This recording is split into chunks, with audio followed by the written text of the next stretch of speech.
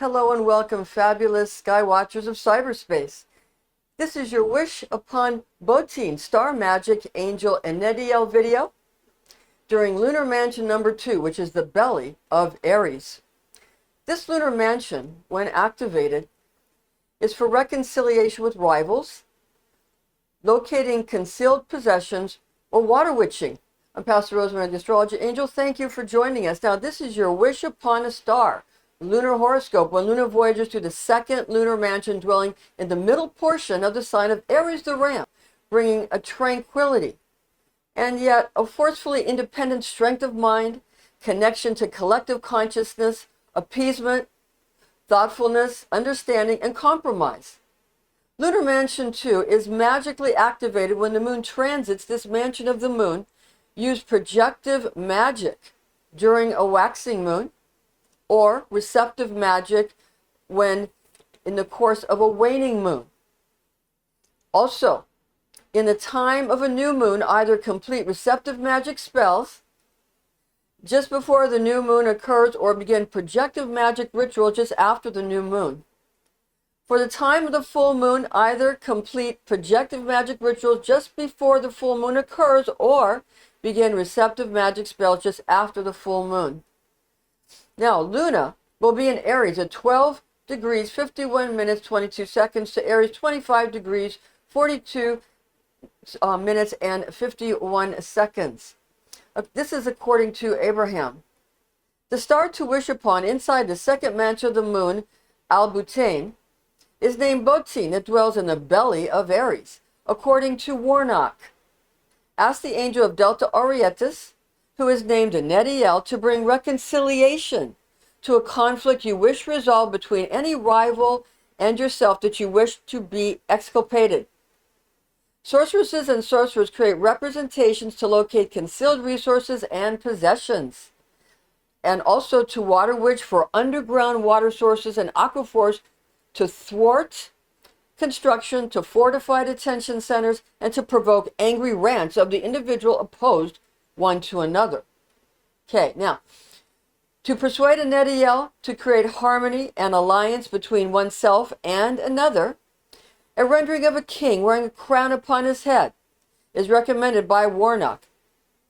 Now, also, Agrippa does also describe and that the second lunar mansion as being named A.O.L.F or Al-Bochan, recommending supplication towards ENEDIEL to reunite and resolve disagreements with a prince using the icon of a king sporting a royal crown. Agrippa also reveals that when fashioning a rendering of a sovereign wearing a regal diadem atop his head, that the emblem should be constructed of white wax and mastic, and also scented with lingam alloys to give potent magical aroma to the insignia. According to Kabbalistic lore, Aries is ruled by Mars, with Aries' birthstone being diamond. Rosaries and amulets using diamonds for Aries are magically potent for this praxis. Kabbalistic and alchemical planetary associations in this instance of a new moon in Aries whilst transiting through Lunar Mansion 2 could be utilized with perfumes, essential oils, herbs, or flowers, as well as colors. Planetary alchemical metals in this case would indicate iron for Mars. Iron is practical for this operation since the metal is not ingested nor injected for this function. Regarding the Aries birthstone of diamond, this could be used for amulet talismans as well as rosary beads or magical jewelry, gemstones, and iron could also be used for fashioning an amulet base, the forming of a rosary chain, or for jewelry settings. As we have mentioned, Agrippa discloses that for Mansion of the Moon number 2, the ancients traditionally made an insignia of white wax for the purpose of rendering an icon of a king wearing a crown as used by magicians as a magical talisman for Mansion of the Moon called A.O.L.F or Al-Bochan by Agrippa and Al-Butane by Warnock. These are the slight differences for the clear intention. This is where it's the same of decreasing the anger of a prince and appeasing him. White wax is not an alchemical metal and appears to be a neutral choice regarding a material to use in the forming of a magical talisman, to use this wax because the metal is not going to be appropriate for this one. So one possible reason for the use of a neutral selection of a material is summed up when we take a close look at some of the traditional planetary associations for the star Botein, also named Delta Arietis. So why is he suggesting using this white wax instead of some kind of alchemical metal?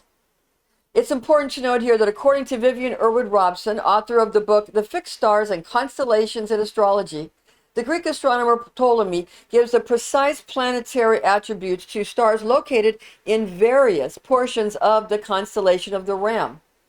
For the location of the Ram's head, Ptolemy attributes the stars found there to be akin in their character to Mars and to Saturn. Now, regarding stars placing in this portion, it's finding its location in the mouth of Aries, the Ram. These celestial bodies possess a quality which can be related to Mercury and in a lesser measure to Saturn.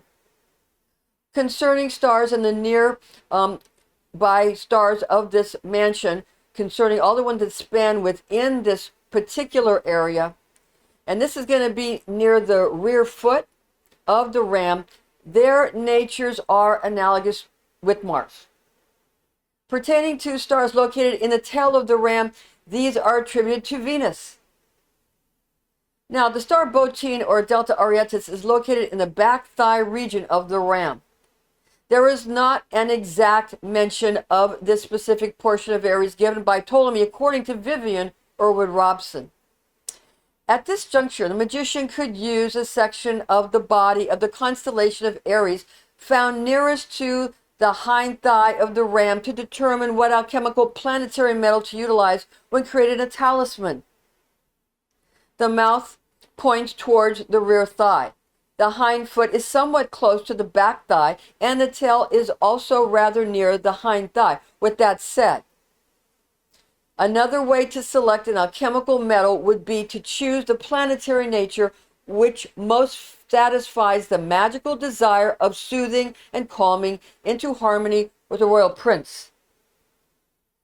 In this case, one would also need to know the sensibilities of the prince to be pacified. Some potentiates become cooperative when meeting a worthy adversary with martial qualities. Other monarchs prefer conciliatory Venusian attributes instead. Now, while yet other sovereigns require good mercurial communicative abilities mixed with Saturnine discipline and adherence to decrees. Well, with that in mind, when choosing an alchemical metal, magicians should opt for the one that most suits their magical aspirations. Mars associates with iron, Venus with copper, Mercury with quicksilver, and Saturn with lead. Now, warning, quicksilver and lead are both toxic, okay? And are therefore neither practical nor are they workable for this praxis. We have already discussed the practicality and usability of iron, and that is associated with Mars, which rules the constellation of Aries in general. Copper is the other feasible and workable choice that associates with Venus. Mars is more aggressive, competitive, and warlike, while Venus is known for romance and the seduction of beauty. With these options, magicians should be able to select a magically potent and accurately intended alchemical metal to use in making a talisman for this mansion of the moon. Keep in mind that the number assigned to each mansion of the moon may vary, relying upon both the cultural and the astrological attributes of the system being used. Now, what pinpoints the exact lunar mansion to which we are referring is made clear by the use of the star to be wished upon, as well as by the name of the indicated mansion of the moon, because the numbers have been moved a little over the millennia. They're about 2 off. Okay, now, other Kabbalistic correspondences for lunar mansion number 2 are as follows. The moon in Aries provides qualities of zeal, strength, innovation, and power, and concentration, also said to be competitive in nature. Planetary archangel for Luna or the moon is Gabriel. God is my strength, power of God, and a messenger of God. Zodiac angel for Aries is MAGICK, whose divine tone is I am. Tarot card for Luna or the Moon, the High Priestess. Western Array magical note for the musical tone for the Moon or Luna is F. And the tarot card for Aries is the Emperor. The Western Array musical note for Aries is D. Now the information found in the document that's attached in the description box or in this video, in this presentation, is based on the oral tradition known as Kabbalah, taught to me by Rosicrucian clergy when I was but a young girl, the facts of which I've committed to memory. Much of the information about star magic was taught also to me through an adjacent German pagan coven, which had satellite covens throughout the world. I began writing a book based on these extremely important teachings in 1988, which I have entitled to be my Star Magic Grimoire. Thanks for joining us. Join us again next time. And for specifics about the books that we like to utilize and the resources we mentioned, there are all the information for these 3 really important books are found again in the description box. There's a link that can take you to the blog, and there you have the page numbers and all the pertinent book titles, and also the publishers as well. But just to mention them because they're so wonderful. The first book, Mansions of the Moon, A Lunar Zodiac for Astrology and Magic, 2nd edition by Christopher Warnock. The second one, 3 books of occult philosophy, Llewellyn Sourcebook series, authored by Henry Cornelius Agrippa. And this is in 1533. Of Netisham, right? And thirdly, but not least, The Fixed Stars and Constellations in Astrology, authored by Vivian E. Robson, or Vivian Irwood Robson, in 1923. So check those out. Thanks for joining us. We'll see you soon. See us again next time, okay?